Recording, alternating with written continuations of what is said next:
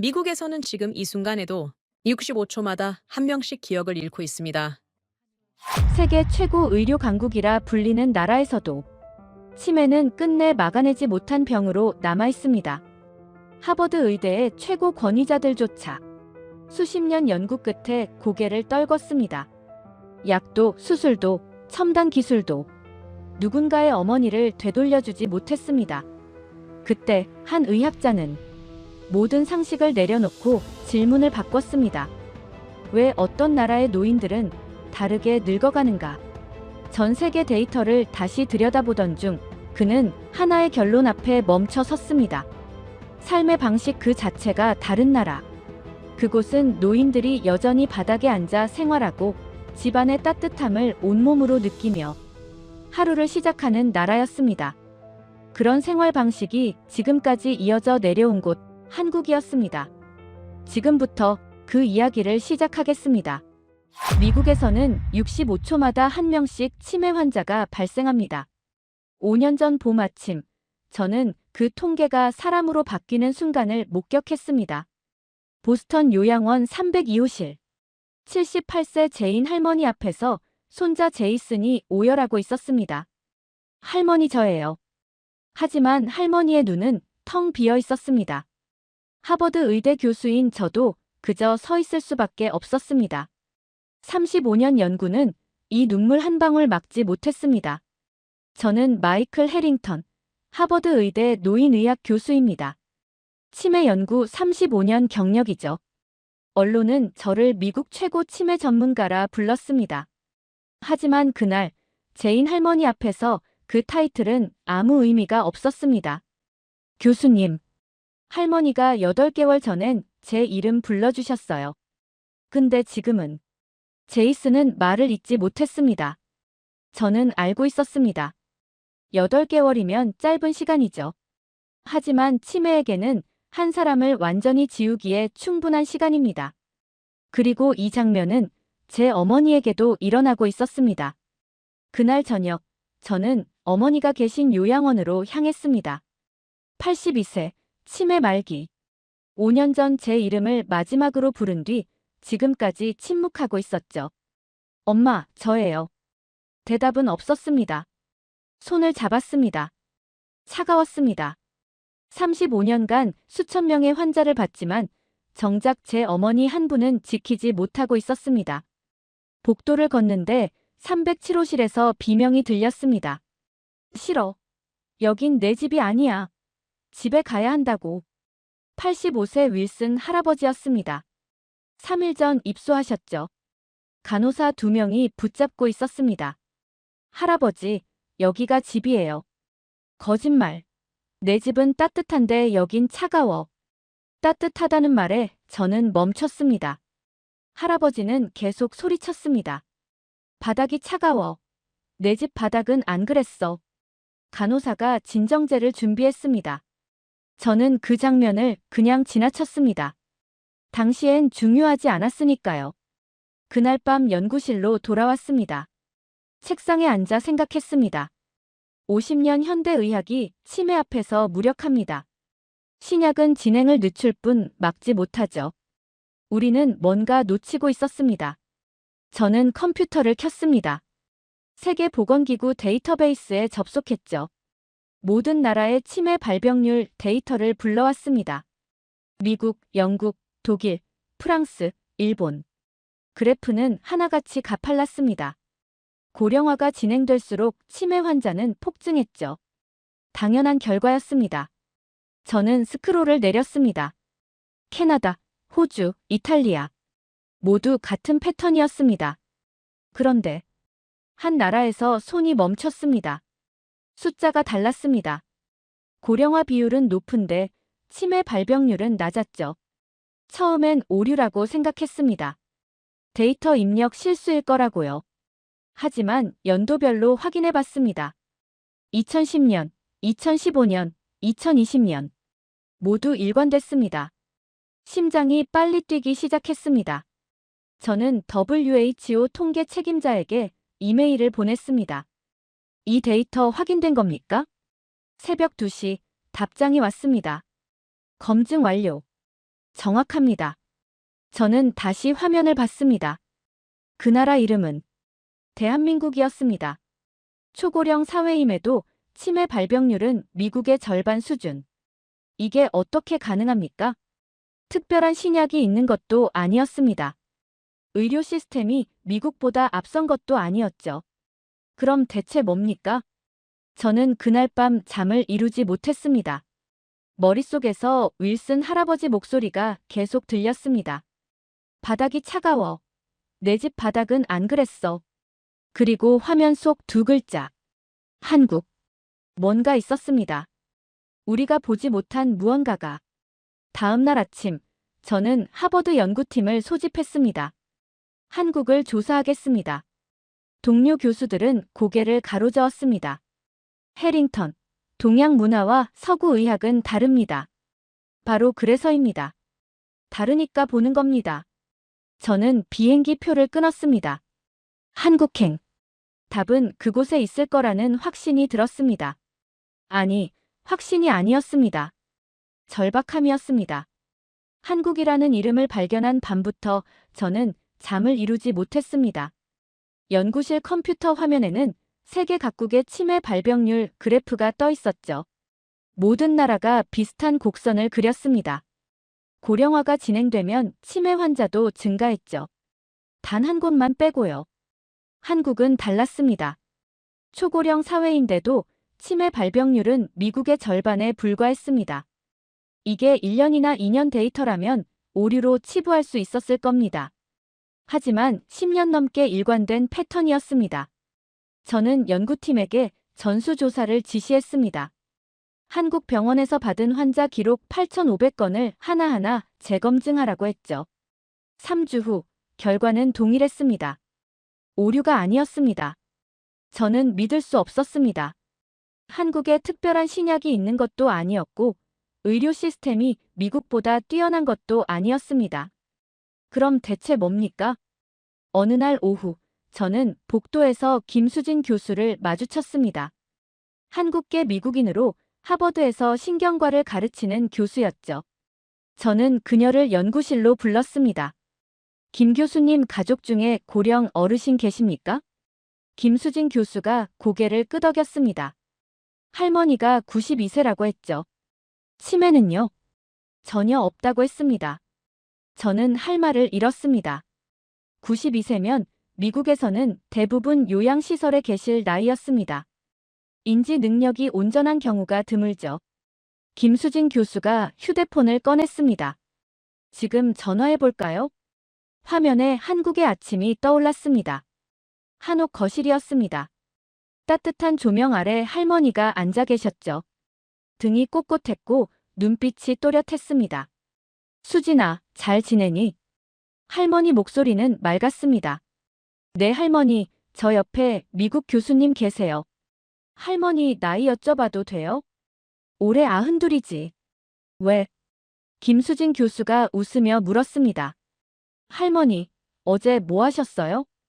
어제? 아침에 산책하고 경로당 가서 윷놀이 했지. 점심 먹고 낮잠 자고 저녁엔 내 사촌 민수가 왔더라. 수학 숙제 봐줬어. 저는 화면을 뚫어지게 봤습니다. 92세 할머니가 어제 일과를 또박또박 기억하고 있었습니다. 손주 이름도 무엇을 했는지도 명확했죠. 제인 할머니가 떠올랐습니다. 78세의 손주 얼굴도 알아보지 못했던 그 할머니 말입니다. 할머니, 몸은 어떠세요? 허리가 좀 뻐근한데 괜찮아. 아침마다 온돌방에서 스트레칭하면 풀려. 온돌이라는 단어가 들렸습니다. 하지만 저는 그때 그 의미를 몰랐습니다. 통화가 끝났습니다. 저는 멍하니 앉아 있었습니다. 김수진 교수가 물었죠. 놀라우시죠? 놀라운 정도가 아니었습니다. 충격이었습니다. 같은 노인인데 완전히 달랐습니다. 미국 요양원의 제인 할머니와 한국의 이 할머니는 마치 다른 종족 같았죠. 나이 차이는 14세밖에 안 됐습니다. 그런데 한 사람은 손주를 못 알아보고 한 사람은 손주 수학 숙제를 봐주고 있었습니다. 저는 그날 저녁 어머니를 찾아갔습니다. 요양원은 조용했습니다. 복도를 걷는데 여기저기서 신음소리가 들렸죠. 어머니 방문을 열었습니다. 82세 어머니는 침대에 누워 천장을 바라보고 계셨습니다. 제가 들어가도 고개조차 돌리지 않으셨죠. 엄마, 저예요. 대답이 없었습니다. 손을 잡았습니다. 차가웠습니다. 5년 전 어머니는 마지막으로 제 이름을 불러주셨습니다. 그 이후로 지금까지 단 한마디도 하지 않으셨죠. 저는 어머니 손을 쥔 채 한참을 앉아 있었습니다. 92세 한국 할머니 얼굴이 계속 떠올랐습니다. 맑은 눈빛, 또렷한 목소리, 손주 이름을 기억하는 그 모습이요. 왜입니까? 같은 노인인데 왜 이렇게 다릅니까? 미국 의학이 뭘 놓친 겁니까? 저는 어머니 손을 천천히 내려놓고 일어났습니다. 다음 날, 저는 하버드 의대 학장실로 향했습니다. 한국 현지 조사를 위한 연구비 신청서를 제출했죠. 학장은 회의적이었습니다. 동양 문화는 다르다고 그쪽 데이터를 신뢰하기 어렵다고 했습니다. 저는 한 장의 사진을 내밀었습니다. 92세 한국 할머니가 손주와 함께 웃고 있는 사진이었습니다. 미국에서 이런 92세를 본 적 있습니까? 학장은 침묵했습니다. 일주일 후 연구비가 승인됐습니다. 저는 비행기 표를 끊었습니다. 김수진 교수에게 연락했죠. 서울대병원과 연결해달라고 한국 노인들을 직접 만나보고 싶다고 했습니다. 솔직히 말하면 저는 반박하러 가는 거였습니다. 한국도 미국과 다를 게 없다는 걸 증명하러 가는 거였죠. 영상통화 한 번으로 판단할 순 없으니까요. 하지만 가슴 한구석에선 다른 생각이 들었습니다. 만약 정말 다르다면요? 만약 여기 답이 있다면요? 그해 가을, 저는 인천행 비행기에 올랐습니다. 창밖으로 보스턴이 멀어졌습니다. 그리고 저는 아직 몰랐습니다. 한국의 어느 시골 마을에서 제 35년 의학 경력이 완전히 무너질 거라는 걸 말입니다. 인천공항에서 차로 3시간을 달렸습니다. 서울을 지나 고속도로를 벗어나자 풍경이 바뀌었죠. 전라북도 시골 마을이었습니다. 마을 어귀에는 경로당이라고 쓰인 작은 건물이 있었습니다. 서울대병원 교수가 말했습니다. 이 마을 어르신들 평균 연령이 82세입니다. 저는 고개를 끄덕였습니다. 솔직히 기대하지 않았습니다. 대부분은 미국과 비슷할 거라고 생각했죠. 경로당 문을 열었습니다. 그 순간 저는 멈췄습니다. 15명 정도의 노인들이 바둑을 두고 화투를 치고 신문을 읽고 계셨습니다. 눈빛이 살아있었습니다. 바둑을 두는 두 분은 80대로 보였습니다. 대화가 빠르고 명확했죠. 집중력도 온전했습니다. 저는 미국 요양원이 떠올랐습니다.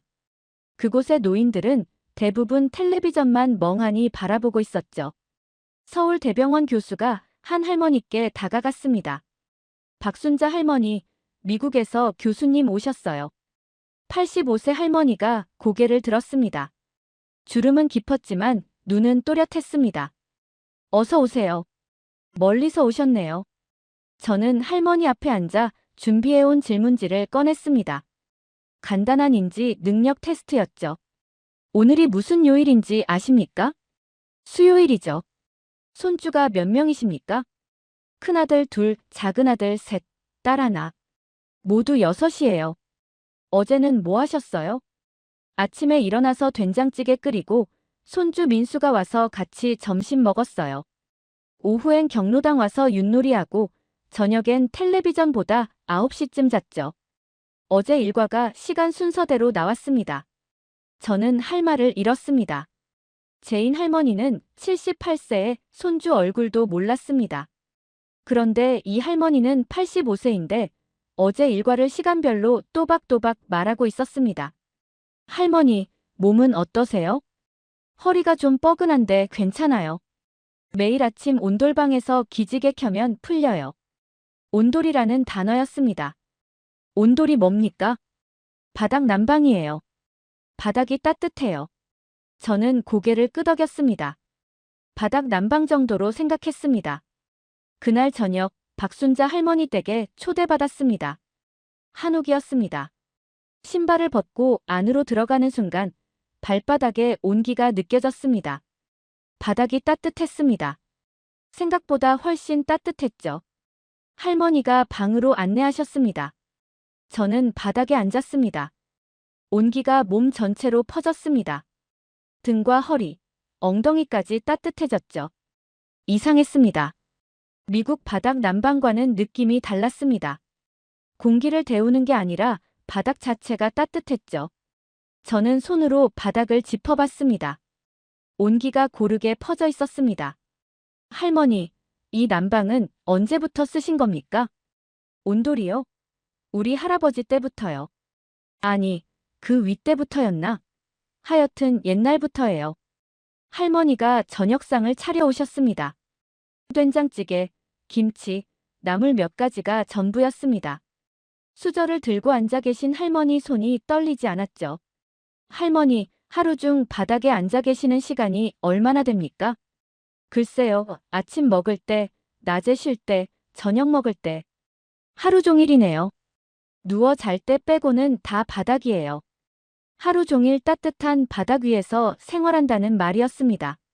저는 그날 밤 할머니 댁 사랑방에서 잤습니다. 이불을 깔고 누웠는데 바닥이 계속 따뜻했습니다. 새벽까지 온기가 유지됐죠. 다음 날 아침 일어나 보니 몸이 가벼웠습니다. 허리가 뻐근하지 않았죠. 평소 아침이면 뻐근했던 어깨도 괜찮았습니다. 하룻밤 자고 이 정도라면 평생 이렇게 살아온 사람은 어떨까요? 창밖을 봤습니다. 할머니가 마당에서 빨래를 널고 계셨습니다. 85세의 등이 꼿꼿했죠. 그 순간 저는 깨달았습니다. 제가 지금까지 본 것은 통계가 아니었습니다. 사람이었습니다. 살아있는, 또렷한, 따뜻한 바닥 위에서 평생을 살아온 사람들이었죠. 저는 아직 증명하지 못했습니다. 하지만 부정할 수도 없었습니다. 한국 노인들은 달랐습니다. 그리고 그 차이는 어쩌면 이 따뜻한 바닥에서 시작된 건지도 모릅니다. 한국에서 일주일을 보낸 후 저는 보스턴으로 돌아왔습니다. 머릿속에는 박순자 할머니의 또렷한 눈빛이 남아있었죠. 다음 날 저는 제인 할머니를 다시 찾아갔습니다. 요양원 302호실. 78세 제인 할머니는 여전히 침대에 누워 계셨습니다. 손자 제이슨이 옆에 앉아 있었죠. 할머니, 오늘 기분 어떠세요? 대답이 없었습니다. 제이슨의 얼굴은 지쳐 있었습니다. 매주 와서 말을 걸지만 할머니는 반응이 없었죠. 저는 그 모습을 보며 박순자 할머니를 떠올렸습니다. 85세의 손주 6명 이름 다 외우고 어제 일과 또박또박 기억하던 그 할머니 말입니다. 같은 노인인데 왜 이렇게 다릅니까? 저는 하버드 연구팀을 소집했습니다. 서울대병원과 공동 연구를 시작하기로 했죠. 한국 노인 500명과 미국 노인 500명의 뇌를 직접 비교하는 겁니다. 석 달 후 결과가 나왔습니다. 한국 노인들의 뇌 혈류량이 미국 노인들보다 2배 가까이 높았습니다. 연구실 전체가 침묵에 빠졌죠. 이건 오류가 아니었습니다. 재검증에도 같았습니다. 그렇다면 질문은 하나였습니다. 왜입니까? 저는 두 그룹의 모든 생활 방식을 조사했습니다. 약물은 비슷했습니다. 식습관도 큰 차이가 없었죠. 운동량도 마찬가지였습니다. 그런데 한 가지가 달랐습니다. 한국 노인들은 하루 평균 16시간을 바닥과 접촉하며 살았습니다. 미국 노인들은 고작 2시간이었죠. 한국 노인들은 대부분 바닥에 앉아서 식사하고 쉬었습니다. 미국 노인들은 의자와 침대에서 생활했습니다. 그리고 결정적인 차이가 하나 더 있었습니다. 난방 방식이었습니다.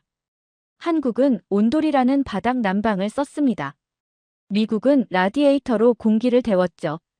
저는 박순자 할머니 댁 온돌방이 떠올랐습니다.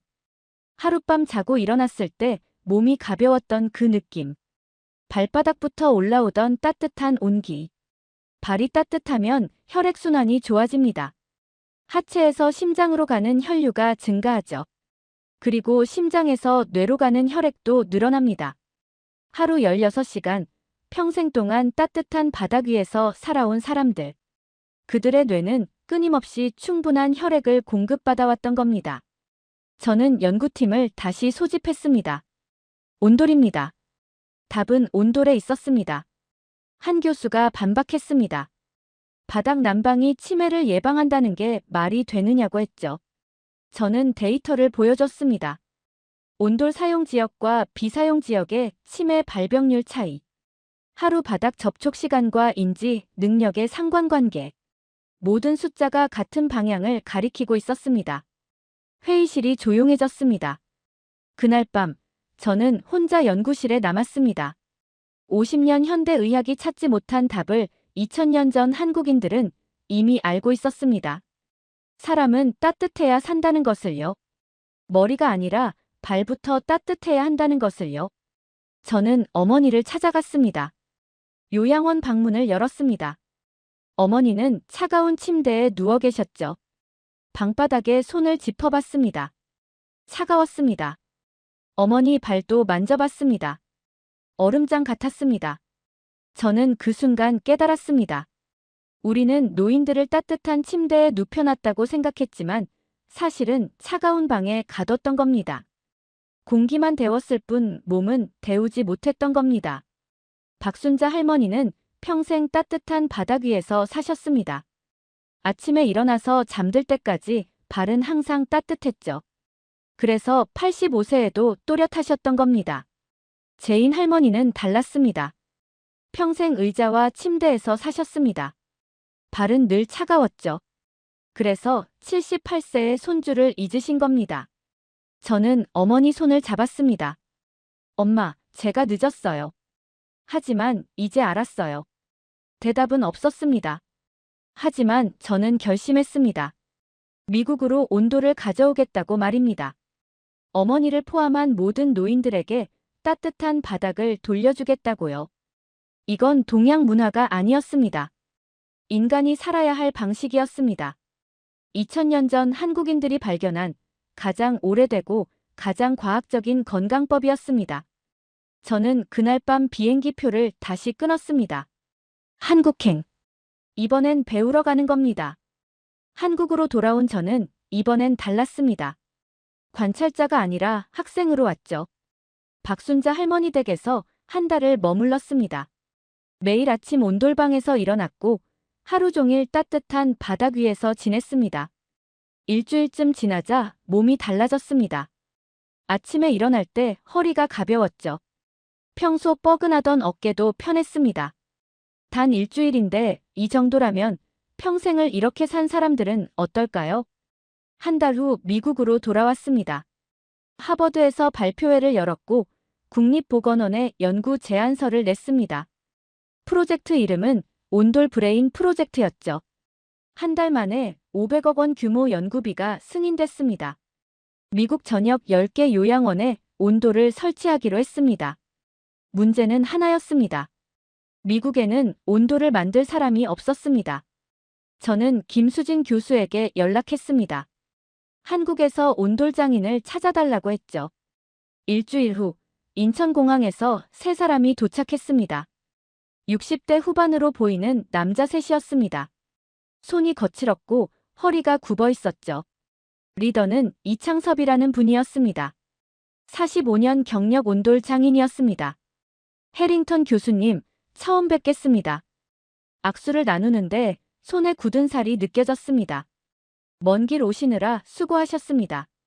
이창섭 장인이 웃었습니다. 온돌이 미국까지 간다니 믿기지 않네요. 우리 할아버지가 들으시면 좋아하셨을 텐데. 저는 그분들을 첫 번째 요양원으로 안내했습니다. 보스턴 외곽의 선셋 요양원이었죠. 노인 120명이 계신 곳이었습니다. 이창섭 장인이 바닥을 살폈습니다. 손으로 두드려보고 무릎을 꿇고 귀를 대보기도 했죠. 여기 땅이 좋네요. 온돌 들어가기 딱입니다. 공사가 시작됐습니다. 바닥을 뜯어냈습니다. 미국 인부들이 삽을 들었지만 이창섭 장인이 고개를 저었습니다. 아니요, 이건 우리가 해야 합니다. 세 분의 장인이 직접 땅을 고르기 시작했습니다. 돌을 깔고 흙을 다지고 구들장을 얹었죠. 미국 인부들이 신기한 듯 지켜봤습니다. 저게 뭐 하는 거야? 2000년 전부터 해온 방식입니다. 이창섭 장인의 대답이었습니다. 한 달이 걸렸습니다. 요양원 1층 전체가 온돌방으로 바뀌었습니다. 마지막 날, 이창섭 장인이 불을 지폈습니다. 아궁이에서 연기가 피어올랐습니다. 1시간 후, 바닥이 따뜻해지기 시작했습니다. 이창섭 장인이 신발을 벗고 바닥에 손을 짚었습니다. 됐습니다. 이제 한국이랑 똑같아요. 저는 그날 오후 노인들을 모셨습니다. 첫 번째로 들어온 분은 74세 메리 할머니였습니다. 치매 초기 진단을 받은 분이었죠. 할머니가 신발을 벗고 방으로 들어갔습니다. 발이 바닥에 닿는 순간 할머니가 멈췄습니다. 어머! 할머니가 바닥에 손을 짚었습니다. 따뜻해요. 정말 따뜻해요. 그리고 천천히 바닥에 앉았습니다. 온기가 몸에 전해지는 순간 할머니 눈에 눈물이 고였습니다. 어릴 때 할머니 댁 생각나요. 벽난로 앞에서 놀던 기억. 옆에 있던 간호사가 놀란 표정을 지었습니다. 메리 할머니가 어린 시절 기억을 말한 건 몇 년 만이었죠. 다른 노인들도 하나둘 들어왔습니다. 모두 바닥에 앉았습니다. 누웠습니다. 손을 짚고 발을 뻗고 등을 대고 누웠죠. 한 할아버지가 말했습니다. 이게 집이네. 진짜 집 같아. 요양원이 조용해졌습니다. 따뜻한 침묵이었습니다. 이창섭 장인이 저를 보며 웃었습니다. 교수님, 온돌은 사람을 부릅니다. 따뜻하면 사람들이 모여들어요. 저는 그날 밤 어머니가 계신 요양원으로 향했습니다. 어머니 방에도 온돌을 설치했습니다. 이창섭 장인이 직접 와서 시공해 주셨죠. 방문을 열었습니다. 바닥이 따뜻했습니다. 어머니는 침대에 누워 계셨습니다. 저는 어머니를 천천히 일으켜 바닥으로 옮겼습니다. 이불을 깔고 어머니를 눕혔죠. 엄마, 이제 따뜻할 거예요. 어머니는 여전히 제 얼굴을 알아보지 못했습니다. 하지만 차가웠던 어머니 발이 조금씩 따뜻해지는 게 느껴졌습니다. 저는 어머니 손을 잡았습니다. 이창섭 장인이 문 밖에서 지켜보고 계셨습니다. 교수님, 온돌은 기다림입니다. 천천히 데워지고 오래갑니다. 사람도 마찬가지예요. 저는 고개를 끄덕였습니다. 5년을 기다리겠습니다. 박순자 할머니가 85세에도 손주 이름 외우셨듯이 제 어머니도 언젠가 제 이름을 다시 불러주실 거라고 믿었습니다. 그날 밤 뉴욕타임스에 기사가 났습니다.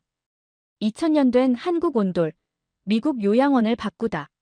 사진에는 이창섭 장인이 온돌을 시공하는 모습이 실렸습니다.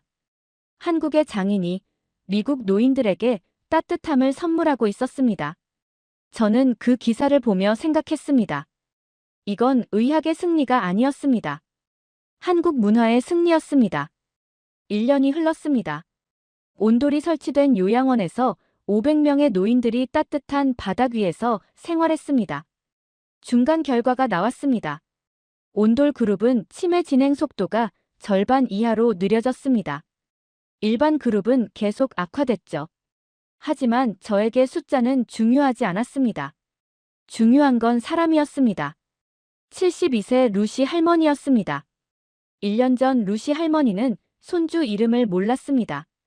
아들 얼굴도 가물가물했죠. 그날 오후, 저는 루시 할머니 방을 찾아갔습니다. 온돌방 바닥에 할머니가 앉아 계셨습니다.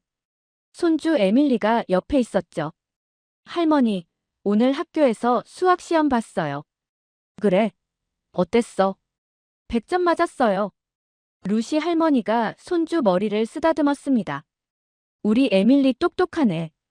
엄마한테 자랑했니? 에밀리가 고개를 끄덕였습니다.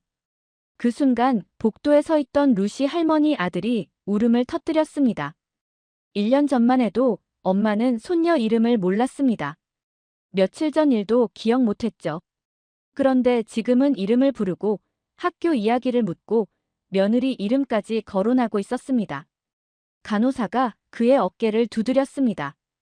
아드님, 어머니 돌아오셨어요. 그는 고개를 숙인 채 흐느꼈습니다. 저도 복도에서 그 장면을 지켜봤습니다. 이게 의학입니다.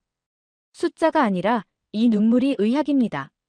하지만 저에게 가장 중요한 건 따로 있었습니다. 어머니였습니다. 저는 매일 아침 어머니를 찾아갔습니다. 따뜻한 바닥 위에 어머니를 눕혀드렸고 발을 주물러드렸죠. 석 달째 간호사가 말했습니다. 어머니 발이 예전보다 따뜻해졌다고요. 반년째 어머니가 가끔 눈을 뜨셨습니다. 하지만 여전히 저를 알아보지 못했죠. 9달째 어머니가 제 손을 쥐는 것 같았습니다. 확실하진 않았지만요. 저는 포기하지 않았습니다. 매일 아침 같은 시간에 같은 자리에 앉았습니다. 엄마, 저예요. 마이클이에요. 11개월째 되던 어느 날 아침이었습니다. 평소처럼 어머니 방에 들어갔습니다. 온돌방 바닥에 어머니가 누워 계셨죠. 저는 어머니 옆에 앉아 손을 잡았습니다. 엄마, 오늘 날씨 좋아요. 그때였습니다.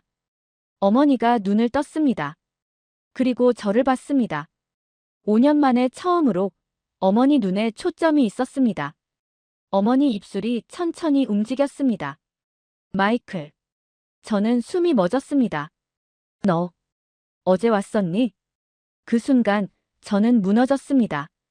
35년 의사 경력도 하버드 교수 타이틀도 모든 게 사라졌습니다.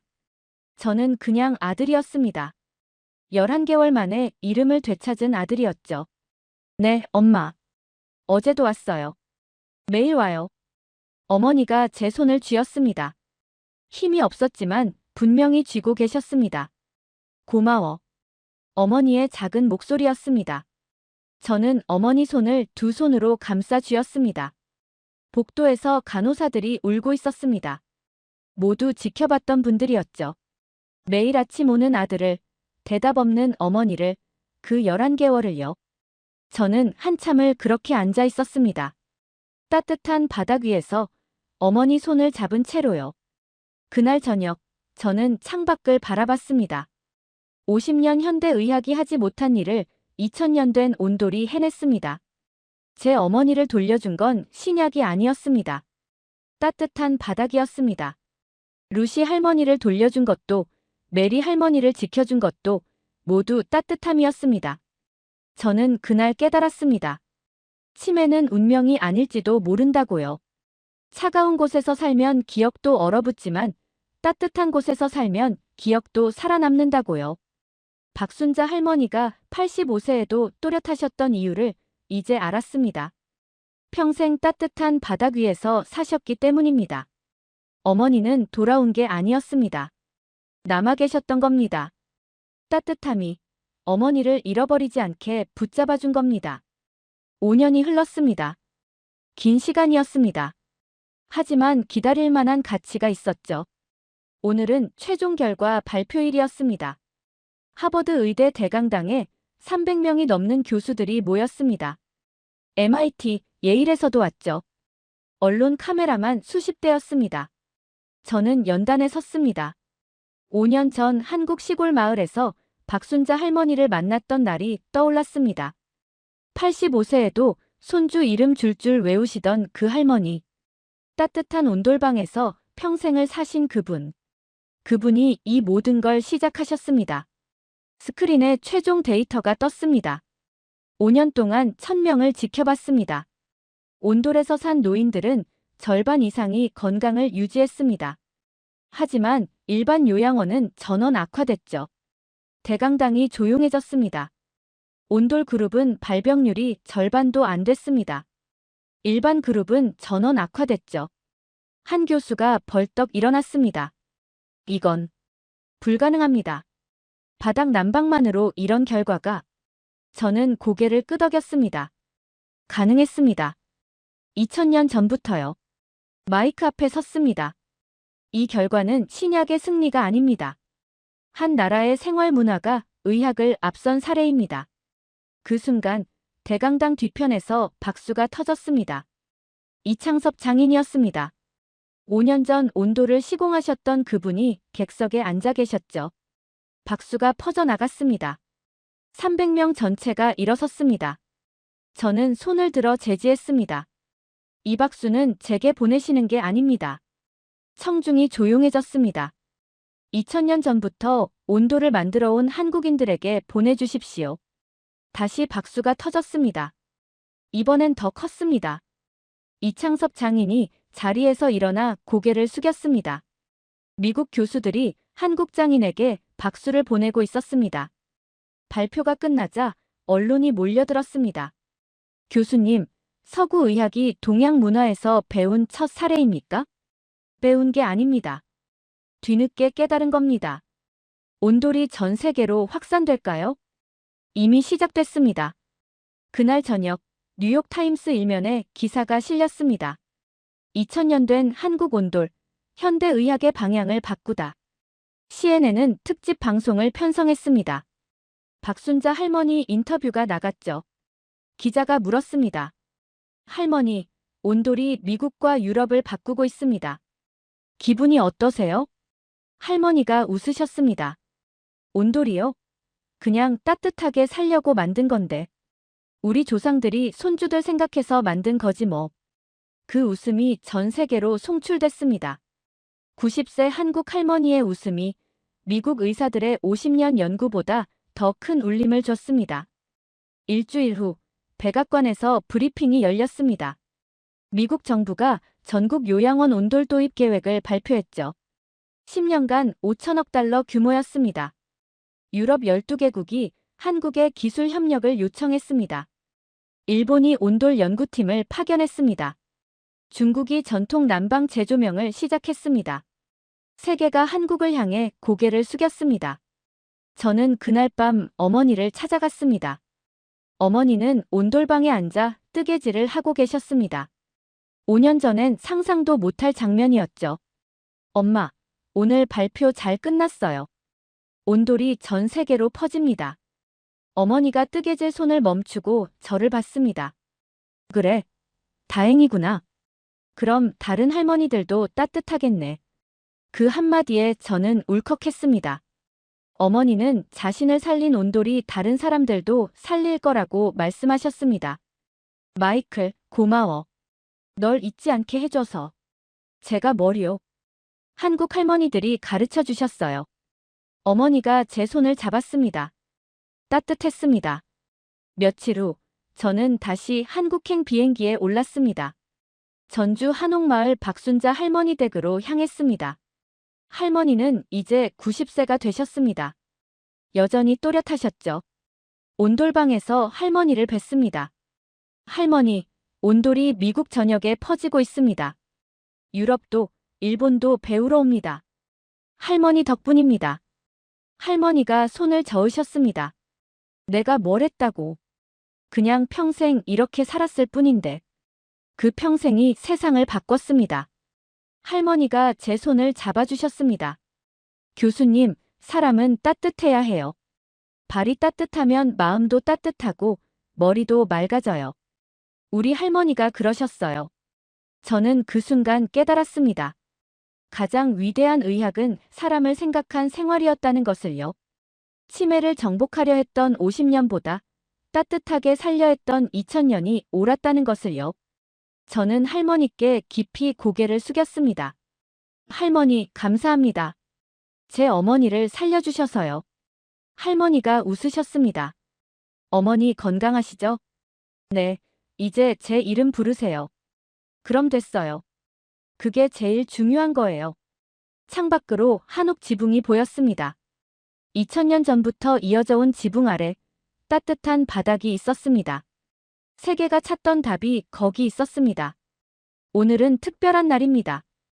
어머니와 함께 한국에 왔습니다. 87세가 되신 어머니는 이제 혼자 걸으실 수 있습니다. 제 팔을 잡고 천천히 걸으시죠. 인천공항에 내리자 어머니가 말씀하셨습니다. 여긴 공기가 다르구나. 저는 웃었습니다. 엄마를 살린 나라예요. 전주 한옥마을로 향했습니다. 박순자 할머니가 마을 어귀에서 기다리고 계셨습니다. 이제 95세가 되셨지만 여전히 또렷하셨죠. 두 할머니가 마주봤습니다. 말은 통하지 않았습니다.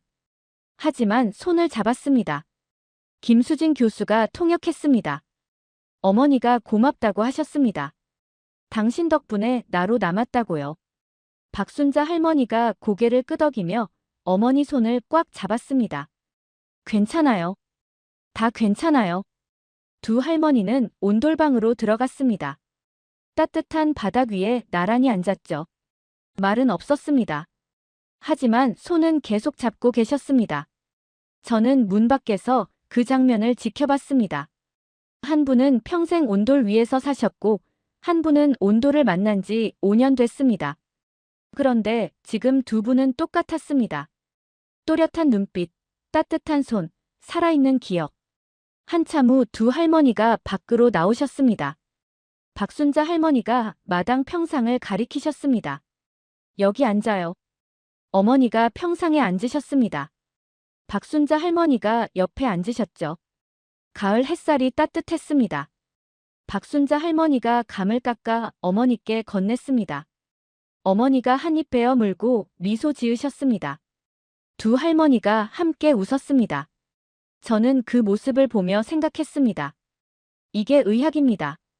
논문도 학회도 수치도 아닌 이 장면이 의학입니다. 저녁이 됐습니다. 온돌방에 밥상이 차려졌습니다. 된장찌개, 김치, 나물 몇 가지였죠. 어머니가 숟가락을 드셨습니다. 손이 떨리지 않았습니다. 맛있다고 하셨습니다. 박순자 할머니가 기뻐하셨습니다. 식사 후 어머니는 온돌방에 누우셨습니다. 따뜻하다고 하시며 눈을 감으셨죠. 저는 어머니 옆에 앉았습니다. 엄마, 여기가 좋아요? 응. 집 같아. 그 한마디였습니다. 어머니에게 온돌방은 이제 집이었습니다. 밤이 깊었습니다. 저는 혼자 마당에 나왔습니다. 별이 쏟아졌습니다. 50년 의학 경력 동안 저는 별을 올려다본 적이 없었습니다. 항상 아래만 봤습니다. 현미경, 데이터, 논문만 봤죠. 하지만 한국에 와서 배웠습니다. 가끔은 위를 봐야 한다는 것을요. 사람은 숫자가 아니라는 것을요. 다음 날 아침 작별 인사를 했습니다. 박순자 할머니가 어머니 손을 잡았습니다. 또 오세요. 어머니가 고개를 끄덕이셨습니다. 공항으로 가는 차 안에서 어머니가 말씀하셨습니다. 마이클, 나 한국 좋아. 저는 웃었습니다. 저도요, 엄마. 비행기가 이륙했습니다. 창밖으로 한국이 멀어졌습니다. 하지만 저는 알고 있었습니다. 이제 한국은 제 안에 있다는 것을요. 저는 평생 뇌를 연구했습니다. 하지만 정작 인간을 이해하지 못했습니다. 한국의 할머니들은 따뜻함이 사람을 살린다는 걸 2000년 전부터 알고 있었습니다. 약이 아니라 생활이었습니다. 정복이 아니라 보호였습니다. 치매는 운명이 아닙니다. 어떻게 살아왔는지에 대한 결과일 뿐입니다. 차가운 곳에서 살면 기억도 얼어붙지만 따뜻한 곳에서 살면 기억도 함께 살아갑니다. 발이 따뜻하면 머리도 맑습니다. 몸이 따뜻하면 마음도 따뜻합니다. 이건 미신이 아닙니다. 2000년이 증명한 진실입니다. 이제 세계는 한국을 배우고 있습니다. 미국 요양원에 온돌이 깔리고 유럽 병원에 온돌이 들어가고 일본 가정에 온돌이 퍼지고 있습니다. 저는 발견자가 아닙니다. 뒤늦게 배운 학생일 뿐입니다. 제 어머니를 살린 건 제가 아닙니다. 한국의 할머니들이, 그 할머니들의 할머니들이 2000년 동안 지켜온 따뜻함이 살렸습니다. 저는 그저 그 따뜻함을 미국으로 옮겼을 뿐입니다. 오늘도 어디선가 할머니가 손주 이름을 부르고 있을 겁니다. 따뜻한 바닥 위에서요. 그게 의학입니다. 가장 오래되고 가장 따뜻하고 가장 인간적인 의학입니다. 감사합니다, 대한민국. 당신들이 지켜온 따뜻함이 세상을 바꾸고 있습니다. 긴 영상 끝까지 시청해 주셔서 진심으로 감사드립니다. 여러분의 따뜻한 관심이 이런 이야기를 세상에 알리는 힘이 됩니다. 건강하십시오.